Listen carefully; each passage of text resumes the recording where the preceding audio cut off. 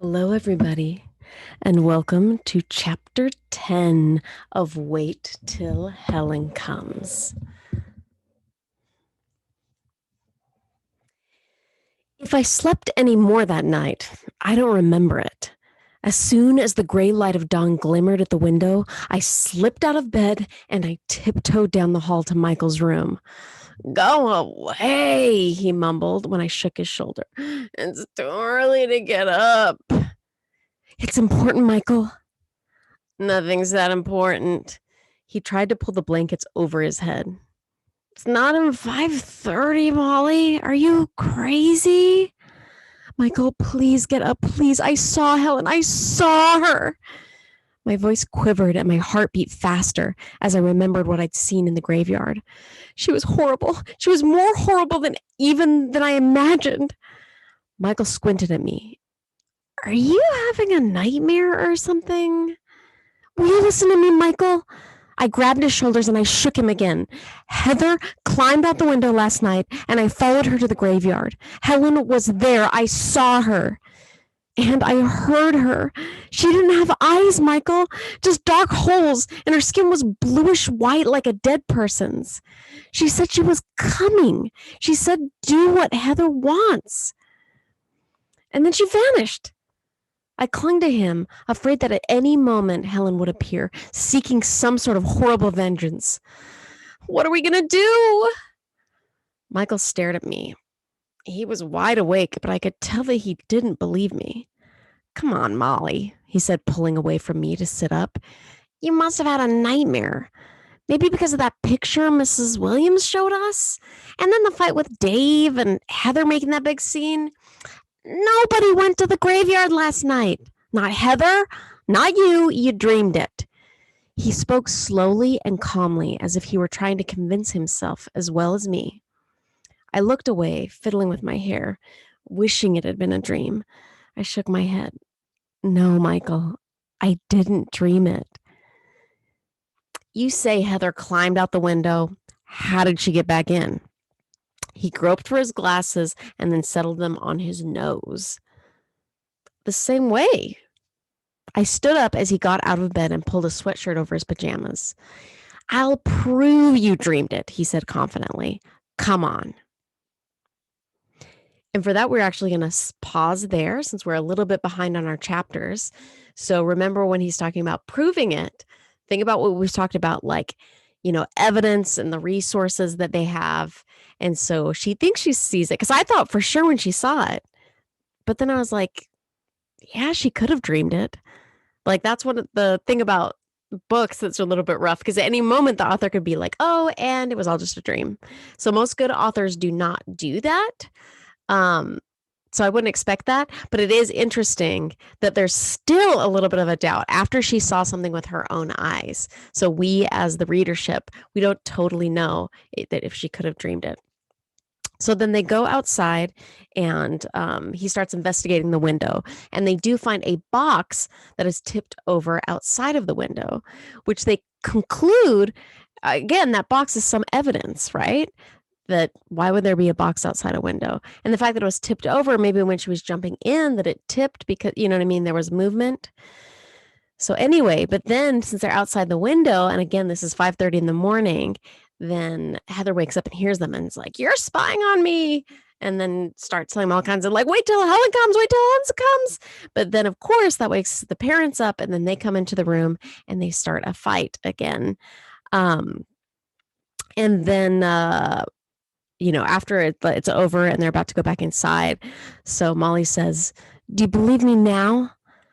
I asked Michael as we hesitated on the porch, afraid to go inside and face everybody's anger. Not about the ghost, Michael said without looking at me. But I think she did go outside last night.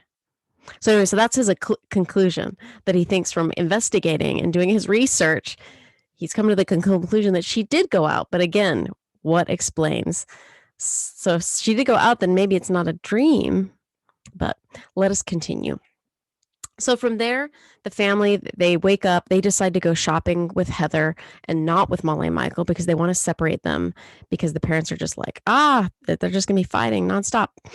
So then they decide to go and just explore, look for bugs, some things like that. So they pack a lunch and then they sit down at the tree, and let's pick up from there. We sat down on a fallen tree and ate our sandwiches. A bullfrog boomed every now and then from somewhere in the swamp, I watched a snapping turtle hoist himself out of the water to bask in the sunlight. Overhead, a blue jay screamed and a crow answered. Seems pretty idyllic. Seems like a nice scene. Then Molly says, "Do you really think I imagined seeing Helen?" I asked Michael, unable even here to forget what had happened in the graveyard. "You must have." Michael took a big bite of his sandwich and chewed it noisily. "Then why do you think she seems so real?" I watched the turtle flop back into the water. "She was just as real as you are." So that's a really good research question. Why does something seem real? So I want you to remember that, is that we're still thinking, is it imagined? Why did she seem real? Because it could be imagined. Continuing on. Maybe. Whoops. Actually, sorry, I lost my place. So Molly says she was just as real as you. Maybe. And believe me, I hate to say it, but Dave is right about your being scared of dying. But aren't you scared? Isn't everybody? Michael poked a stick into the water and watched the long-legged skater bug skitter away from it. It's like nuclear war, Molly. If I think about it, I get really scared, so I don't let myself. There's no sense of worrying about things you can't change. I envied the way my little brother could dismiss scary thoughts. Well, what do you think happens when people die, though? Do you think part of you lives forever?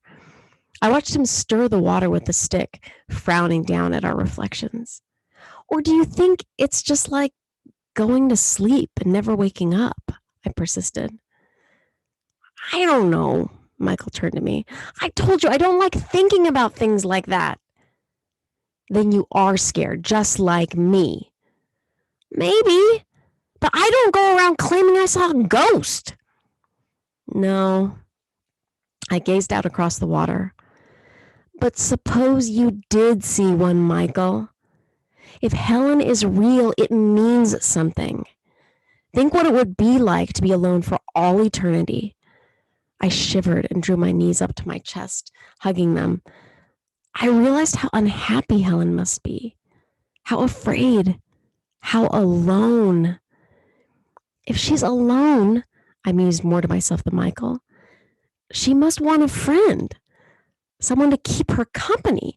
So those children, the ones that Mr. Simmons told us about, suppose Helen lured them into the pond so they'd stay with her forever. Michael took off his glasses and rubbed them on his t-shirt. You're really getting morbid, Molly.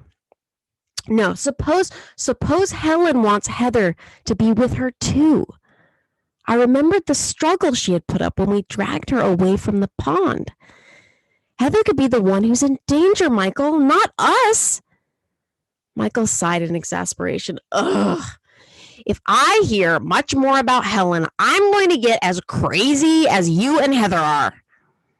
Rising to his feet, he picked up the bowl of salamanders. You're really a lot of fun, he added when I started to cry. I just couldn't help it. Where are you going? I called as he walked off into the woods. Back to the church, he said without looking at me. End of chapter 10.